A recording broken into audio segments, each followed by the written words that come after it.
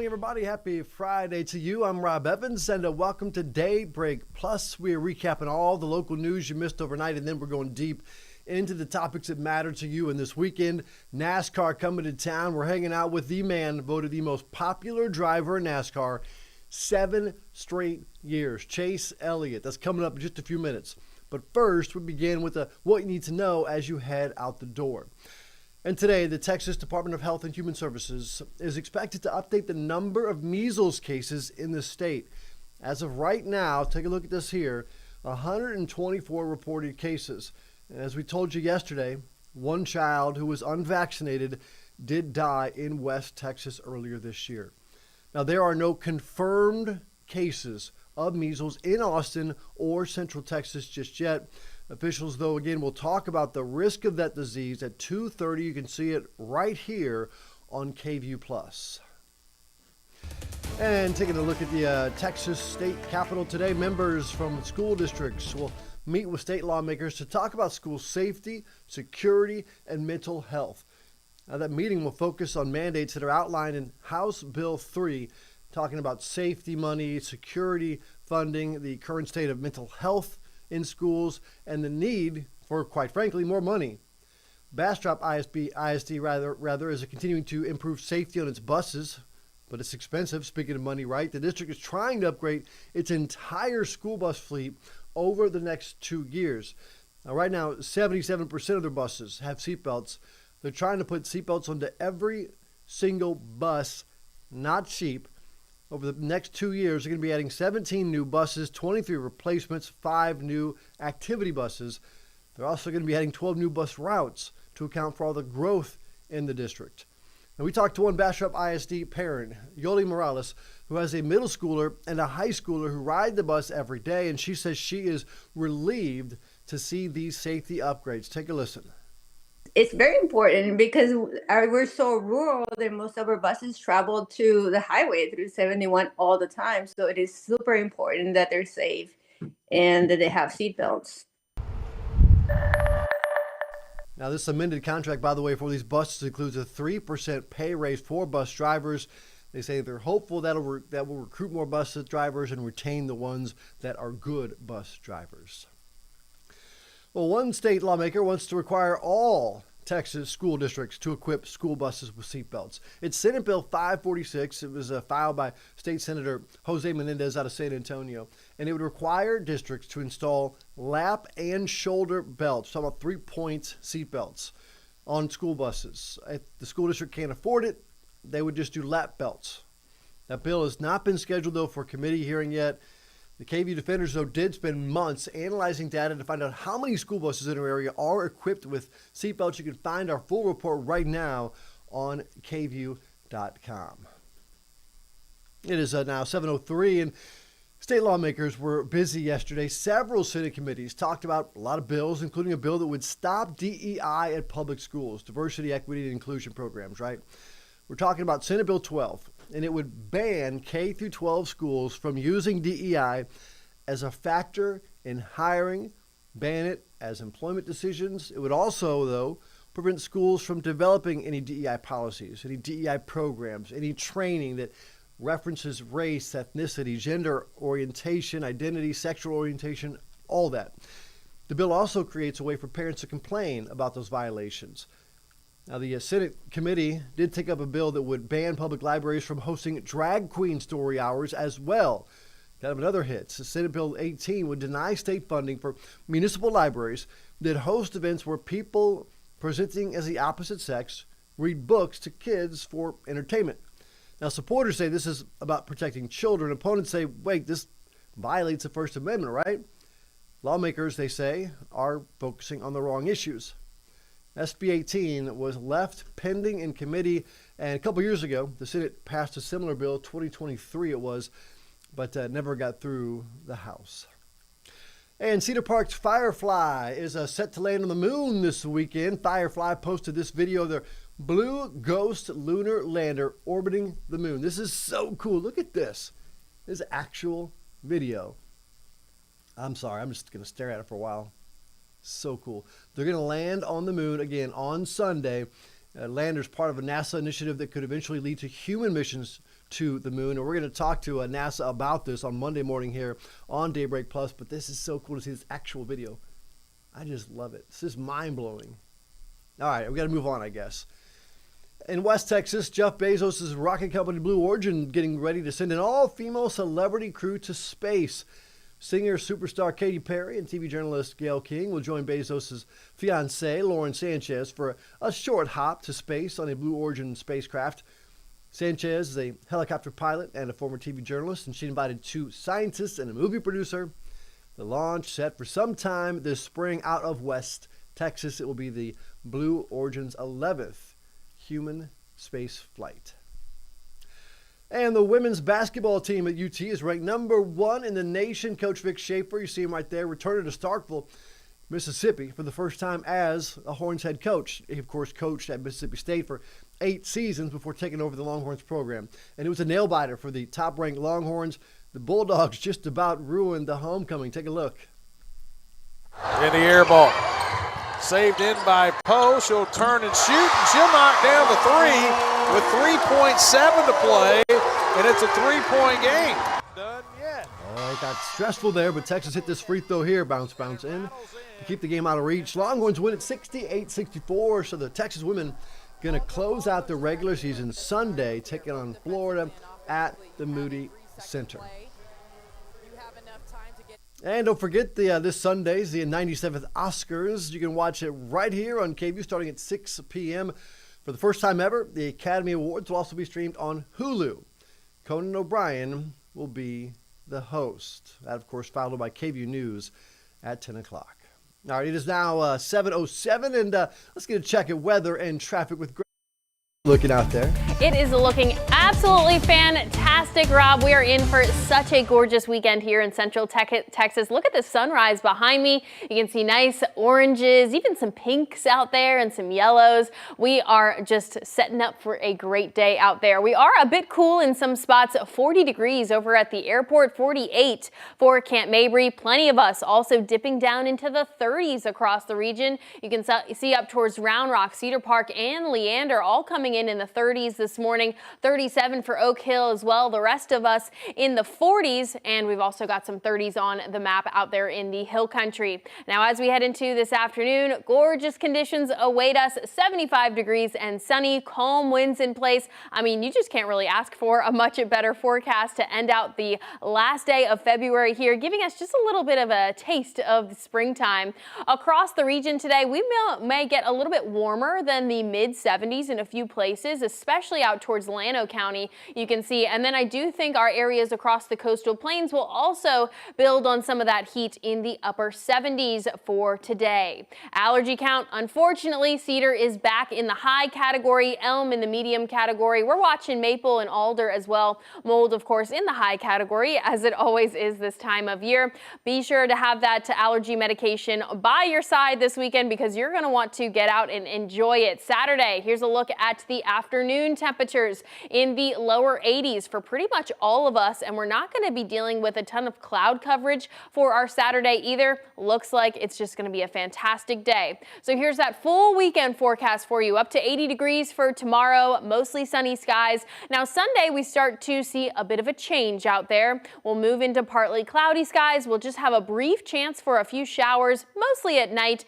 and then those breezy conditions start to ensue as well as our rain chances will slowly but surely pick up throughout the first half of the week. Now Sunday and Monday, it's going to be a minor disturbance, just a few showers being squeezed out. Now Tuesday, we're actually looking at a cold front moving through the region. This is going to be associated with a low pressure system coming out of the Colorado Rockies and moving across the southern Great Plains there. Dallas down to Austin by Tuesday morning, we'll be watching for those scattered showers and maybe a few rumbles of thunder as we head into the early afternoon. Now you see most of that moisture is off to the north and east, extending up towards Arkansas and Memphis there. And then as we head late into Tuesday night into early Wednesday morning, that line becomes much more organized and the potential severe weather is actually well to the east of Austin.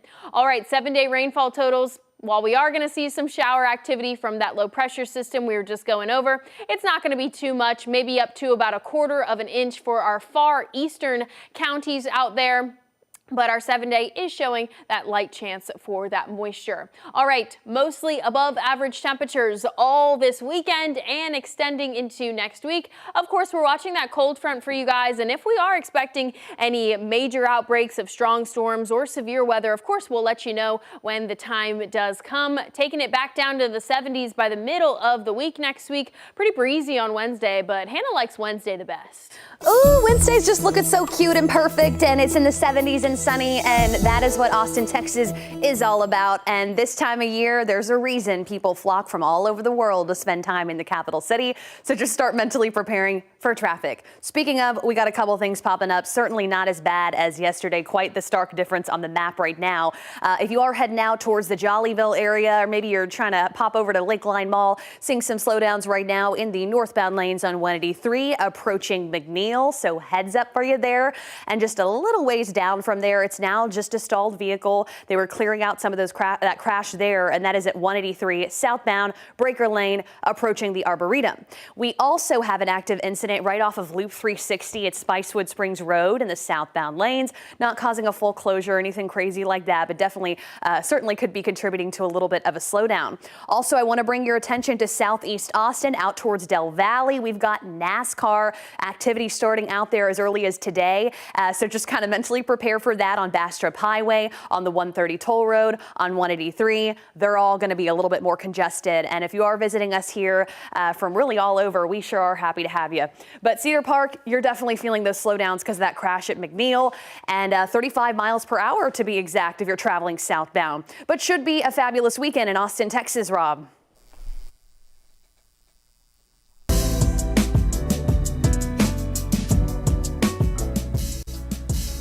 Hannah, thank you very much. KVUE celebrating Black History Month by highlighting people making a difference in our community. And of course, Austin's known as the live music capital of the world, with decades worth of artists sharing their sounds throughout the city. And of course, you got to acknowledge the contribution of Black musicians to the local music scene. KVUE's Hannah Rucker introduces us to the woman known as Austin's First Lady of Jazz.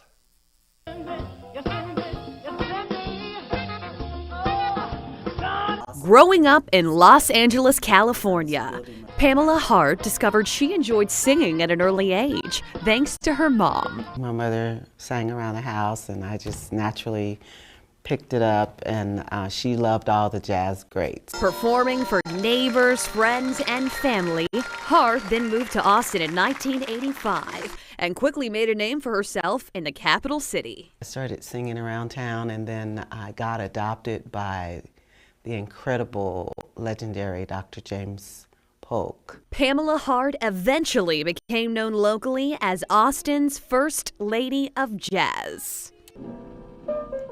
Dr. Clay Shorkey, a longtime University of Texas professor and jazz lover himself, founded the Texas Music Museum 40 years ago in East Austin.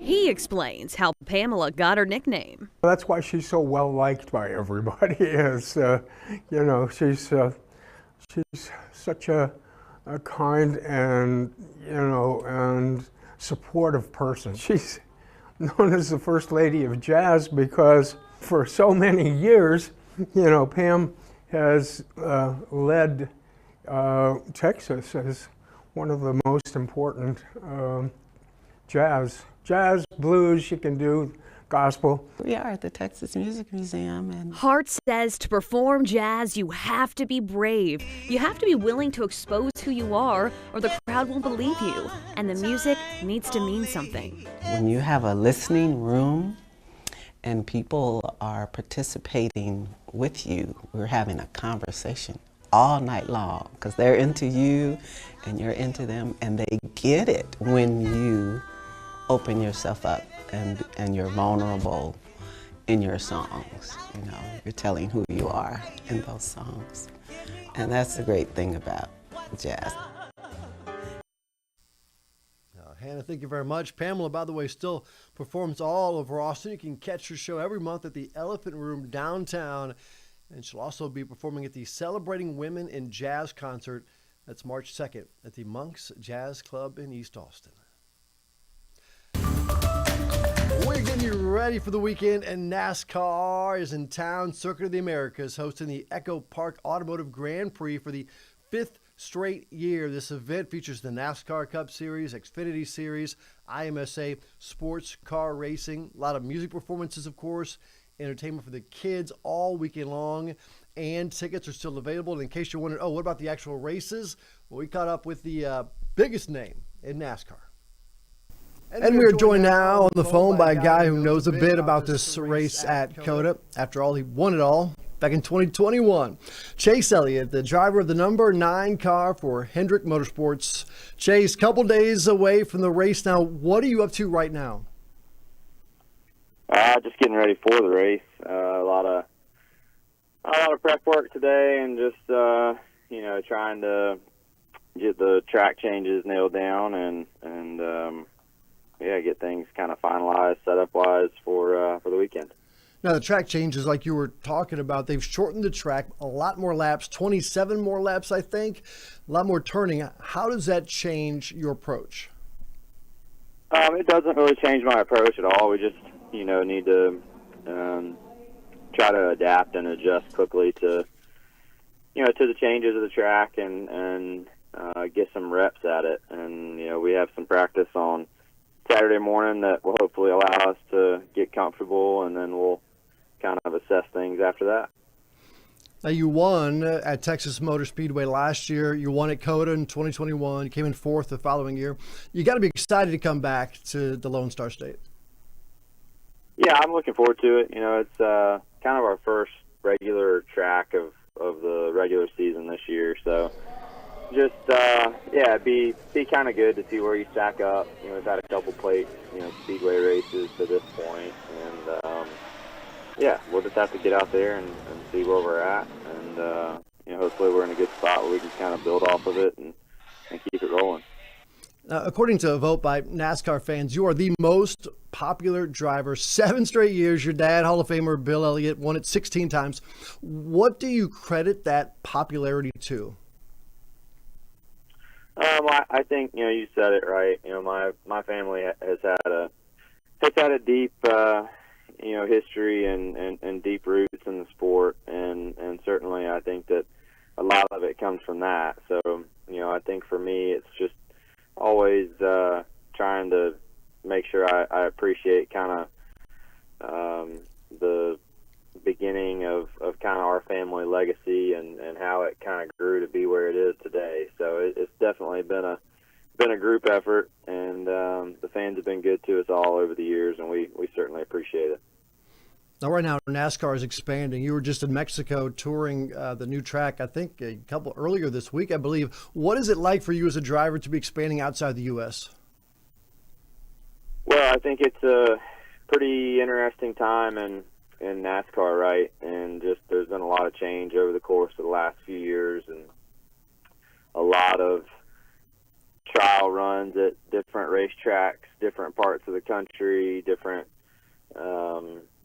different style of tracks, more road racing in there too. So, it's made a pretty big shift, and I think for all of us that are involved in it right now, it's just, you have to be pretty good at adapting to new things. And, I think as long as you're willing to adapt and try new stuff, this is a pretty exciting time, because we're doing stuff that we historically have never done as a sport. And I think it, has potential to open the door for us to, potentially venture outside the United States a little more here and there, which, as we all know, is a big deal as it pertains to just getting different parts of the world on board with what we do. And,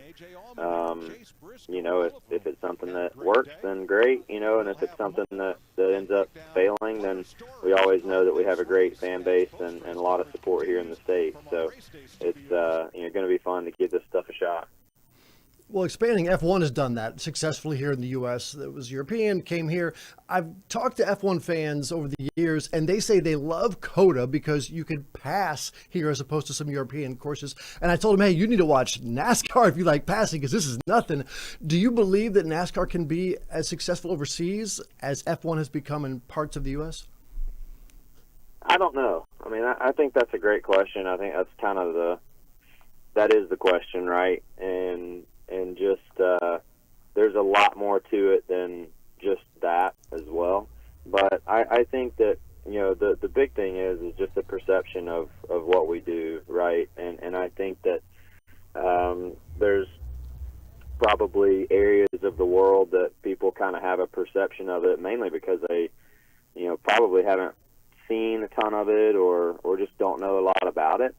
So I think really the big thing is just, getting people to kind of open their mindset up a little bit to what we do and being willing to, accept that if it is something that they like. But I don't have an answer really other than just you have to try and see, and if it goes well, then it goes well, and if not, then like I said before, we have a great support group of fans here in the United States that we can certainly rely on and count on, and know that they're going to want to watch great racing here. And I think regardless of where the rest of the stuff goes, we always have to make sure that we kind of stick to our roots in a certain degree and show the support to those fans that have done exactly that for us for so long.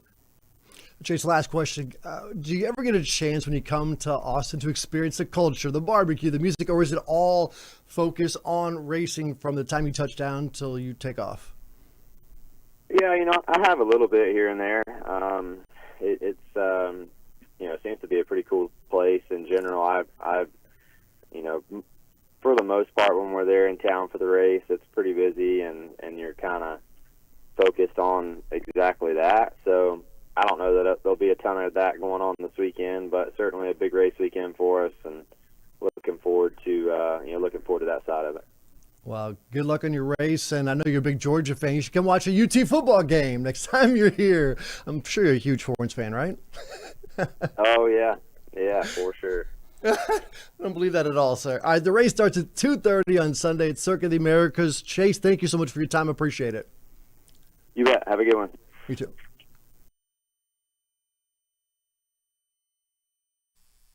Yeah, we appreciate his time. We recorded that yesterday, by the way. Looking right now online at Ticketmaster, there are tickets still available, 3-day passes. I mean, they're affordable, $70 and up.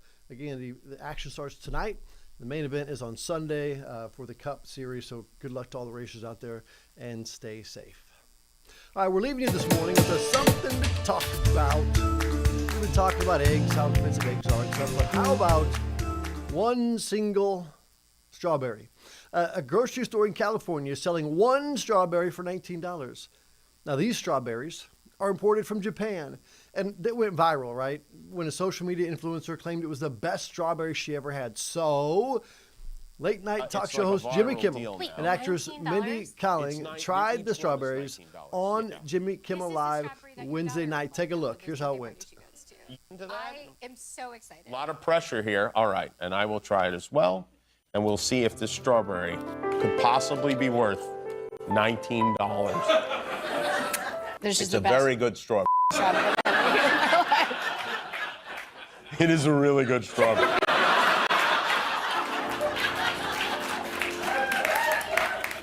I don't know if it's $19 good.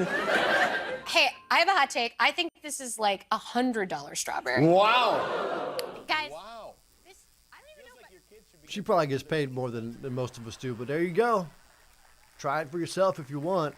And that is it, by the way, for Daybreak Plus. If you want us to talk about what's important to you, and I doubt it's $19 strawberries, but let us know about it. We want to hear from you. Text us 512-459-9442. Maybe you want to make a prediction of who's going to win this week in NASCAR's race. Whatever it is, reach on out to us. You can also message me at Rob Evans TV on Insta, Facebook, or X. And stick around because Daybreak continues right here on KVUE Plus. Goodbye, everybody.